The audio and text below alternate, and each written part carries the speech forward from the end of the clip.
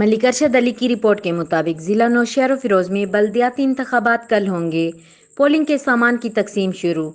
आरओज़ office से polling के सामान की तकसीम शुरू कर दी गई है। नौशहर और फिरोज़ में 2 म्यूनसिपल कमेटीज़, 9 टाउन कमेटीज़ और 63 यूनियन काउंसिल्स में इंतखाबी अमल होगा। ज़िला भर में 996 पोलिंग स्टेशन कायम की गई हैं, जिनमें 442 हसास और 82 इंतहाई हसास पोलिंग स्टेशन करार दिए गए हैं, जहां पर पुलिस और रेंजर्स की भारी नफरी तैनात की गई है। नौशहर और फिरोज में मर्द वोटर्स की कुल तादाद 5,03,566 और खवातीन वोटर्स की कुल तादाद 4,20,979 है।